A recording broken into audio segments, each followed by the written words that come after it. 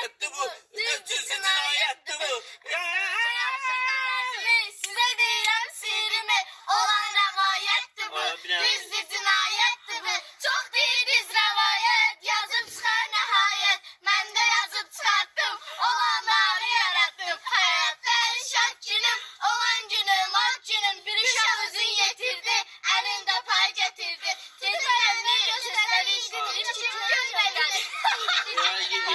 İlişkiler. Buyurun. Danşa derdimiz, size değilim sirimi. Olan ravayetti bu. Düz hayattı bu. Çok değil düz rivayet, yazıp çıkar nihayet. Ben de yazıp çıkarttım, olanları yarattım. Hayatta şak günüm, olan günüm, ak günüm. Bir şahsın yetirdi, elinde pay getirdi. Tutup elini gösterip, benim çiçeğim gönderip. Dedi ki güzel kızıydı, parlayan ulduzuydu.